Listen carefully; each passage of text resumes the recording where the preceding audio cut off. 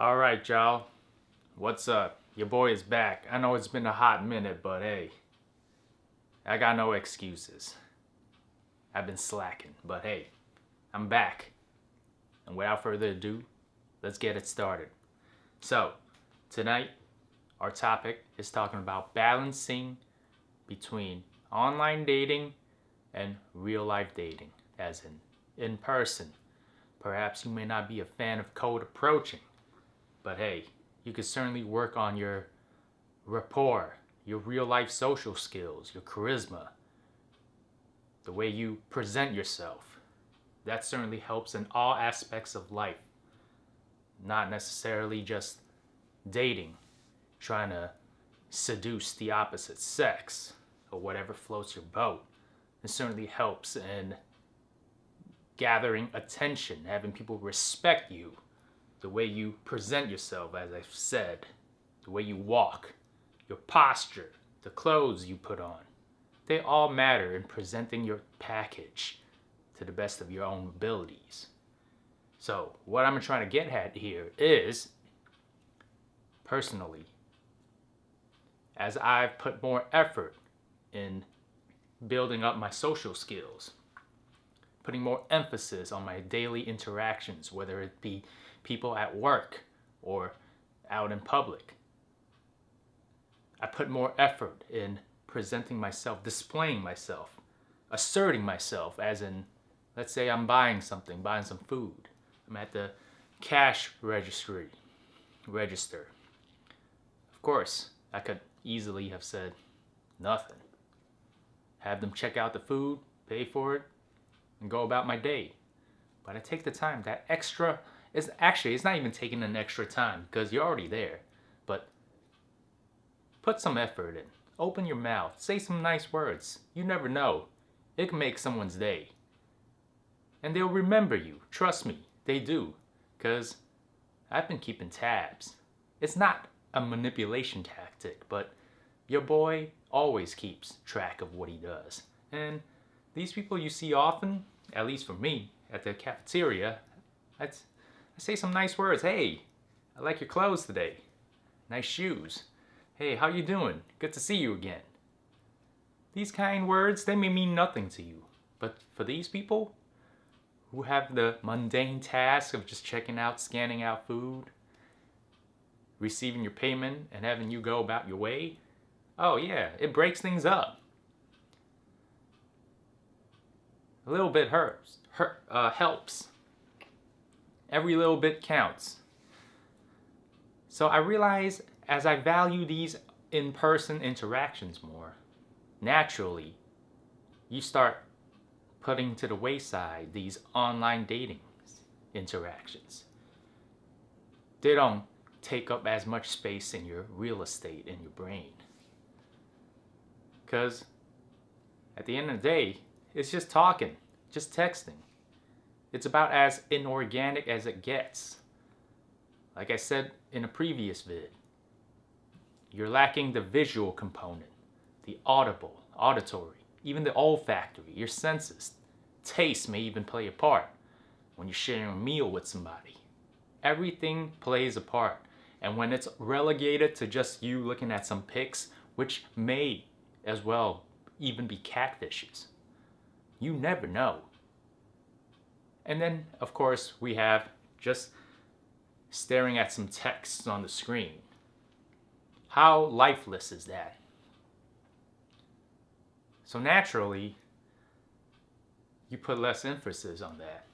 And unfortunately, or rather fortunately, when you do that, you really sniff out those who are insecure or have their lives caught up on social media, or they're just seeking validation and not actually all that interested in meeting up with you.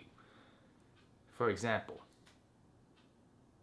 I was supposed to have a date this Thursday, and I was talking to this girl for about 3 weeks, honestly, maybe even a month. Let's put it that way. It's been a month. But here's the kicker. She was enthusiastic to meet me.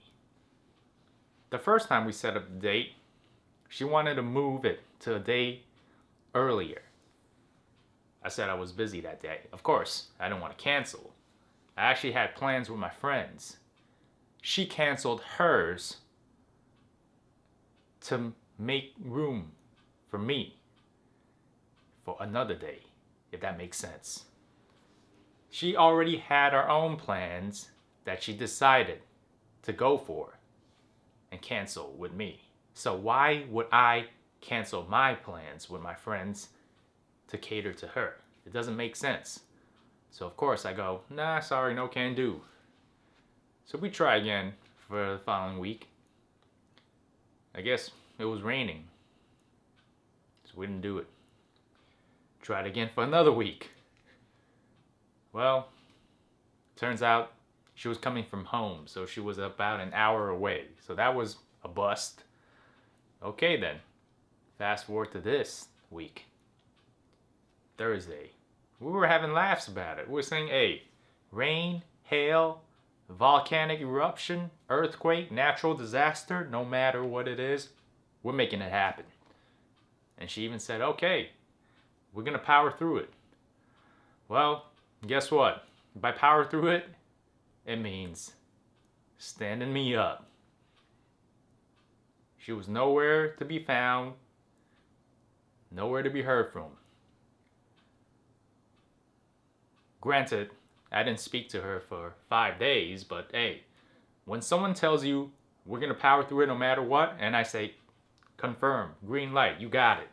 What more is there to even say? Doesn't make sense, right? Why would you text back to confirm what has already been confirmed? So of course I leave it until the day of. Just a few hours before the set time, give her a little heads up, say, hey, gonna be heading there now. Well, no. Just building up a little rapport just to sniff things out, see, hey, what's up? And it's like, hey, today's weather's actually great. Looking forward to see you later tonight. Something like that. Just confirmation. Crickets. Well, during the designated time, I said, hey, where are you? Are you close by? How far away are you? No response. Well, there you have it. And on a previous vid, I did touch upon how to minimize your losses. So go and watch that if you haven't. No harm, no foul, right? I hit the gym. She didn't show up. I picked a smoothie place a block away from the gym. So after I was done with the gym, strolled by, peeked inside. She wasn't there. Waited another few minutes. It was supposed to be for 7 p.m. I waited till 7:10 and left. Disappointing, but oh well. That's how you gotta play it. Because you never know. A lot of these chicks, hey, I count it as a plus if they even cancel on you and flake on you. At least they have the courtesy of letting you know. But those that stand you up, ooh, yeah. Those, you do not give them a second chance. You better make sure if you do, they're catering to you. They better come up with a plan saying, oh yeah, dinner's on me next time. And they're making reservations. They broke something and it's up to them to fix it. And let me backtrack a little more on that topic. If they flake on you last minute, let's say an hour or two ahead of time, the same day, they go, hey, sorry, I can't make it. Give you some random excuses, whatever the case may be. They got sick, something came up. Well, you gotta pay attention. Do they make a counter offer? Do they go, let me make it up to you? Do they sound remorseful? That's the key. Because anyone can say, oh, sorry, you can't do it. But hey, where's the genuine response of, but let me make it up to you. Let me take you here instead. Let's try again this time at this place. Don't give me that, oh yeah, sorry, you can't make it. I don't know how long I gotta work for, but it won't happen. And then leave you hanging. Oh, they're not interested. Don't bother hitting them back up after that. I mean, if you really want, Just say, all right, thanks. Hope you feel better. That's it. But don't give them an out. Don't say, that's all right. No worries, no problem. Nah, don't bother with that. Because here's the thing about this. You might sound insensitive. But hey, they're the ones that canceled on you. Flip the script back. Flip it around. How would you feel if you had to cancel on someone? Don't you feel like crap? You wasted someone's time. Maybe they already left their home on their way in transit. You never know. I know when I have to cancel on people, I feel terrible. I hate canceling on people. So do they feel somewhat even remotely close to that?